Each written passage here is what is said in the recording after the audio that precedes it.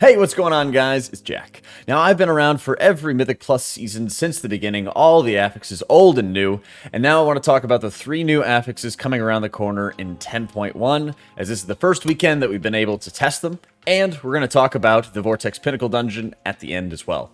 First and foremost, Afflicted is the very first affix I wanted to be able to talk about. It is the soul that you can either heal up, or you can dispel one of the curses, poisons, or diseases on it. You only have to dispel one of those effects in order for it to go away.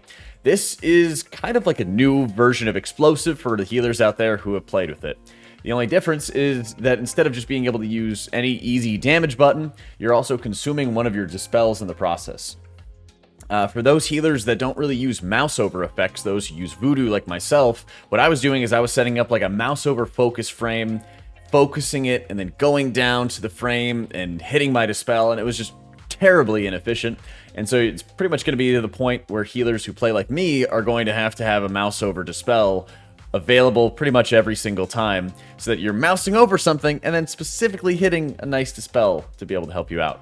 I did find that Shaman is a freaking cheat code for this, by the way, because they have the poison dispelling totem, which was catching these dispels like crazy.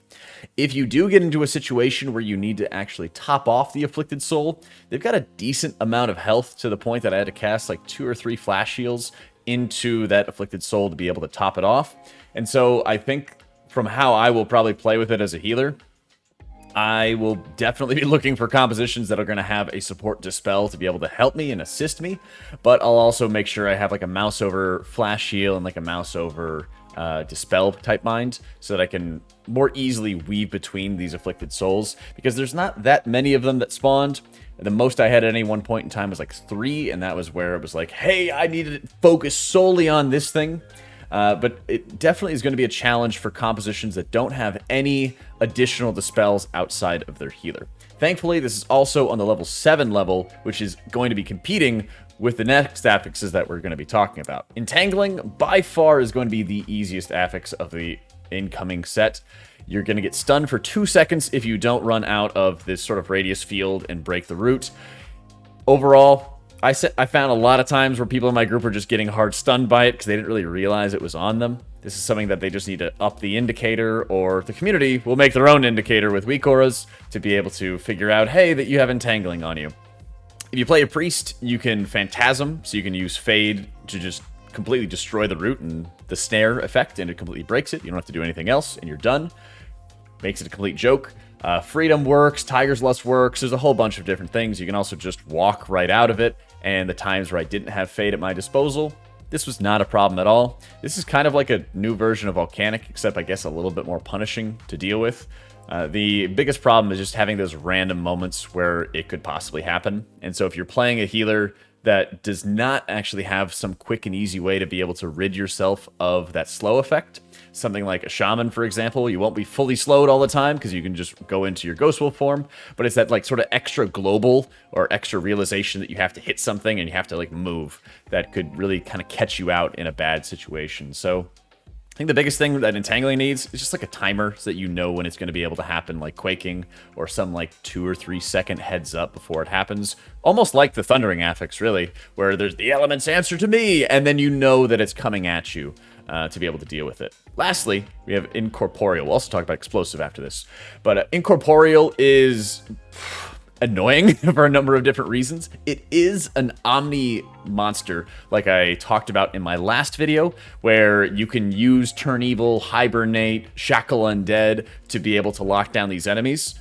That's a plus side. The downside is that these enemies spawn really close to whatever mobs that you're actually pulling. So if you wanted to just shackle and forget one of the mobs, there's a pretty good chance it's going to get hit by Incidental Cleave, breaking your hard CC, and so you're going to have to kind of micromanage it a little bit. If they're still dotting up an enemy that, or one of the Incorporeals that you've hit, then you kind of have to like shackle it, wait a couple seconds, wait for it to start casting again, then shackle it again, and then wait a couple seconds, wait for it to start casting again, and then shackle it again. And so it's one of those affixes that you can't fully get rid of. It also lasts 20 seconds, which leaves you in combat for pretty extensive periods of time, which can be really frustrating. The other side of it is that if you are, for example, a druid, you have your hibernate. If you're a priest, you have shackle undead. And these abilities are all spammable. And so what you could potentially do is go around the horn and just start spamming shackle or hibernate on these mobs, making it so that the healer is like the best target to deal with this affix, and that it's their entire job to just spam crowd controls on these enemies so that the DPS don't really have to touch them. There is sort of the grace period that once you know that the buff duration for when the Incorporeal will leave, because it has a little buff timer on it, once you know that that is shorter than the cast time, so if there's 4 seconds left on the duration of Incorporeal and the mob is has 5 more seconds on its cast, you can just ignore it and the cast won't go off. Nobody will get damage downed or anything like that, or get the haste drop, and you'll be fine. There's a bit of that learning curve that'll take some time for players, but some healers that are really good at just spamming crowd control onto these mobs are going to be extremely, extremely helpful for it. Lastly, I want to talk about Explosive, because after the previous 3 affixes, Explosive really just feels horrific. I think there's a couple different nerfs that they could add to Incorporeal or Entangled, maybe Afflicted with reducing the health that the mob has. But man, Explosive is just bad. I remember back in like BFA with explosives where you needed a rogue so that they'd have Blade Flurry up and they'd hit a Sin Strike into the explosive, it would one-shot it and they'd still do cleave damage and it would be fine. You would kind of help out a little bit here and there. But now they're going to where it has way too much health, and they had nerfed it as well. During our 10.1 test, during our PTR test, they nerfed a little bit of it, but it still has so much health to the point that we would have 2 explosives spawn, and my group just started like, let's just kill one of them, and then the other one will let go off, and then we'll kill one of them, and we'll let the other one go off. Because the damage still wasn't that high onto the party, and if you know that it's coming, it's not the end of the world. But man, this affix is just annoying to play with. You just put so much damage into the explosive to kill it that then you realize the trash packs are not dying, and then the pull's lasting longer. There's more damage for the healer to contend with. It's just a massive mess. After seeing these new affixes, there's some frustrations with them that I think can get tuned down, can get nerfed a little bit, and then it'll be at like an acceptable level. But man, Explosive is just bad. I would rather have Quaking return. I think a lot of people, even if they are caster players, would just rather deal with Quaking than deal with any more Explosive. Incorporeal and Afflicted are both kind of hybrids of Explosive, where based off the mobs you pull, this thing happens and this thing spawns. So now you need to deal with it. And I understand that. But oh my god, is it frustrating contributing so much damage into something when it's almost like you have to deal with Incorporeal, where you have to kind of keep coming back to something and keep coming back to something and keeping on being mindful of it.